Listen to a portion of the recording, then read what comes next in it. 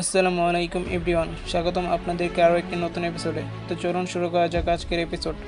আমরা অনেকেই ছোটোবেলায় সাধারণ জ্ঞান হিসেবে যেটা জানতাম, নিষিদ্ধ নগরী হলো তিব্বত। আসলে কথাটা কিছুটা ভুল, পুরোপুরি সঠিক নয়। আসলে নিষিদ্ধ নগরী ছিল তিব্বতের রাজধানী লাসা নগরী। কিন্তু কেন লাসা নিষিদ্ধ ছিল, সে রহস্যের অনুসন্ধানে আজকের এই ভিডিও। নবম শতাব্দী থেকে তিব্বতের ধর্মীয় কেন্দ্র হিসেবে পরিচিত ছিল লাসা।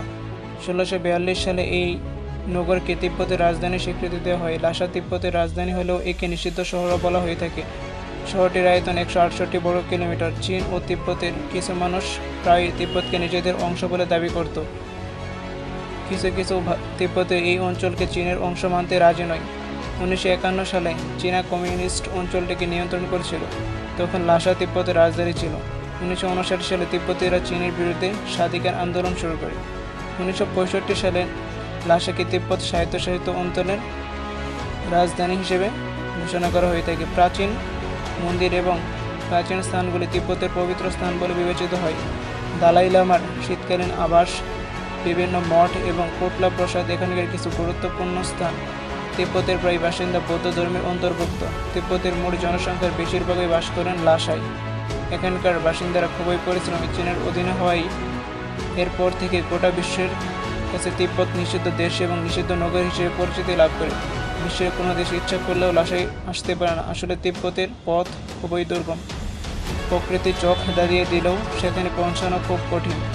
বছরে 8 মাস বরফে ঢাকা থাকে এই অঞ্চল। তিব্বত মালভূমির দক্ষিণ দিকে পুরোটাই হিমালয় পর্বতমালায় ঘেরা। উত্তরে রয়েছে তাকলামাকান মালভূমি। উত্তর পূর্ব দিকে রয়েছে কিলিয়ান পর্বতমালা। এর অনেকটা উত্তরে গোবি মরুভূমি অবস্থিত। এসব পেরিয়ে তিব্বতে আসা দূর হয়। এসব কারণে মানুষ তিব্বতকে এড়িয়ে চলে। আরেকটি গুরুত্বপূর্ণ কারণ হলো তিব্বতের উচ্চতা। তিব্বতের বেশিরভাগ ভূভাগ সমুদ্রপৃষ্ঠ থেকে প্রায় 16,000 ফুট উঁচু। এই উচ্চতায় স্বাভাবিক শ্বাস প্রশ্বাস নেওয়া কষ্টসাধ্য। অভ্যাস না থাকলে প্রায় অসম্ভব। লাসা এতই উঁচু যে একে পৃথিবীর ছাদও বলা হয়ে থাকে। প্রাকৃতিক বাধা পেরিয়ে যদি কেউ যাবার চেষ্টা করে, সেক্ষেত্রে সমস্যা দেখা যায়। এই শহরে আসতে গেলে দরকার হয় চীনের বিশেষ অনুমতি। সেটি সাধারণত খুব কম দেওয়া হয়ে থাকে। কেউ তিব্বতের আকাশপথ ব্যবহার করতে পারে না।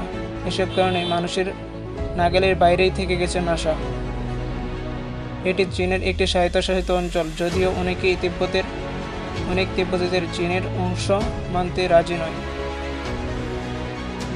এই কারণে 1969 সালে তিব্বতীরা দালাইমার নেতৃত্বে চীনের বিরুদ্ধে লড়াই এর জন্য স্বাধিকার আন্দোলন গড়ে তোলে, যা শেষ পর্যন্ত সফল হয়নি। নিষিদ্ধ দেশ হিসেবে তিব্বতের পরিচয়ের মূলে আছে এর বৈরী প্রাকৃতিক পরিবেশ, নিষিদ্ধতার অদ্ভুত জীবনযাপন। এসব কারণে তিব্বত বরাবরই মানুষের আগ্রহের কেন্দ্রবিন্দুতে ছিল। প্রবেশাধিকার নিষিদ্ধ থাকায় মানুষ বছরের পর বছর ধরে তাদের এই কৌতূহল নিবারণ করতে সক্ষম হয়নি। আর এসব কিছু মিলিয়েই তিব্বতের পরিচিতি গড়ে ওঠে নিষিদ্ধ দেশ হিসেবে, আর লাসা হয় নিষিদ্ধ শহর।